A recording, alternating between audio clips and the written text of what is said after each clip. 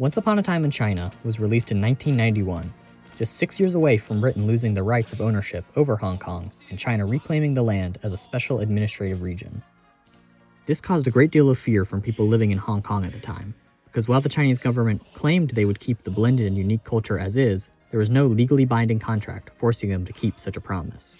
And, as Sia and Johnson wrote in a legal document from 1985, with the increased traffic of people between Hong Kong and the rest of the country that is bound to develop after 1997, it will be very difficult for the government to allow more liberty in one region than in the rest of the state.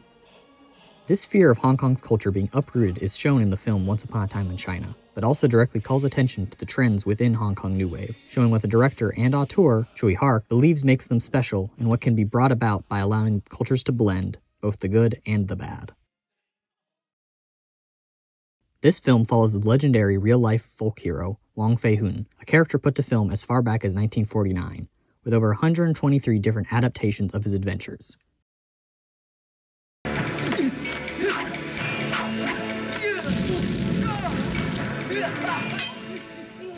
To varying degrees of reality.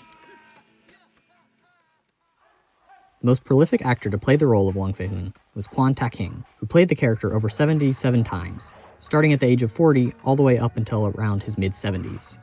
In this story, we follow Wong as he is being played by Jet Li as he battles political corruption of the Chinese government brought about by the promise of new wealth and powerful tools from American and British forces.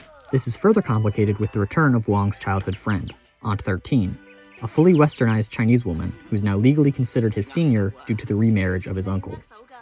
In Tsui Hark's reimagining, many changes were made to the characters and the depiction of the world of China following the encounters with the Western world, compared to other film adaptations.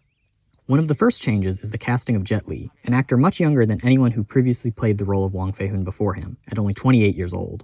One reason this was done was to fit in with the new, younger demographic of watchers in Hong Kong at the time, being cited at an increase of people aged 15 to 29 from only 20% in 1961 to over 30% by the beginning of the 1980s.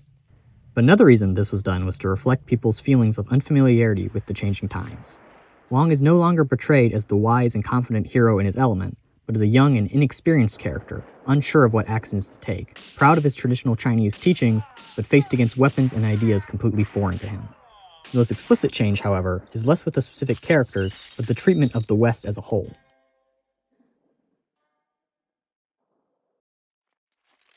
Once Upon a Time in China reframes the West to be less of a standard evil or generic villain to face, but rather makes the characters connected to the Western ideas have more nuanced traits. For example, Bucktooth So was typically represented as entirely comic relief, with his extensive time living in the West making him forget his Chinese ways, essentially becoming a stuttering mess who can't finish a sentence. Of course, this character still has moments of comic relief.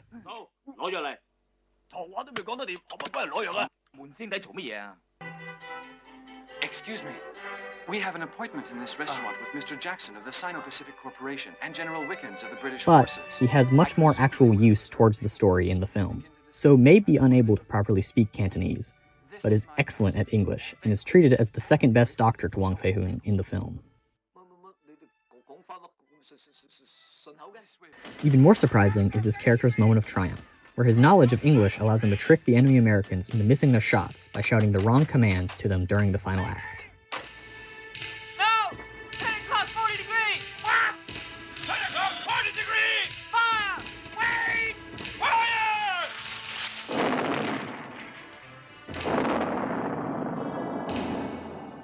This moment saves our protagonist and paints a narrative to viewers that his knowledge of the West is an invaluable asset when it comes to diplomatic relations and overcoming the clash of cultures. Another character critical to the West versus East themes of the film is Yim. Yim, also nicknamed Iron Vest Yim, is the foil to Wong Fei-hun, while Wong is the graceful martial artist who has several students under his tutelage and honors the Confucianist ideologies he was trained under. Yim is a vagabond martial artist, trained in a mysterious kung fu technique that makes his skin seemingly impenetrable.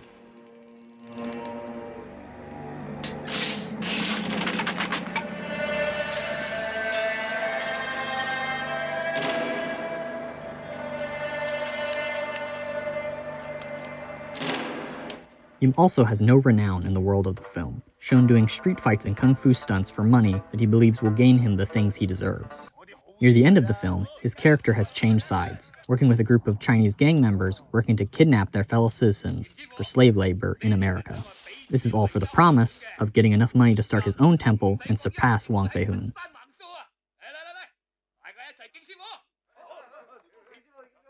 In the end, Yim's mysterious martial art is no match as he is gunned down by the same American soldiers he is allied with, giving one final message to Wang.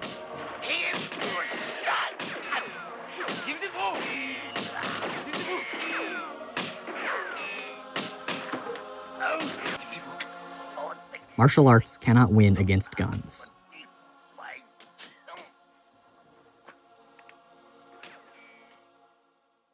Interestingly, this scene is later stripped of its literal interpretation, as Wang does match the power of a gun with kung fu, killing the final American holding Aunt 13 hostage by flinging a bullet at him with his bare hands.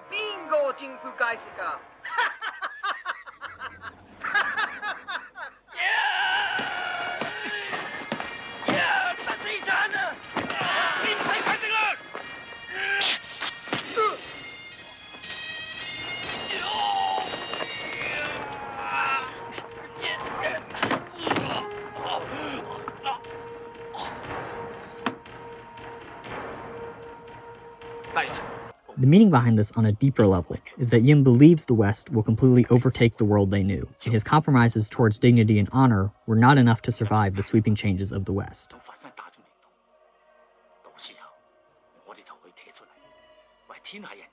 But through Wang Fei-hun, a path towards a better future is shown. He manages to fight through the blend of cultures, defeating the guns that symbolize Western violence and weakness, and appreciating the new technology and culture, ending the film in a tailored suit and getting photographed inside his newly reclaimed temple, showing the blend of cultures Tsui Hark values in Hong Kong New Wave, and what he hopes will be preserved once Hong Kong was put back under China's control.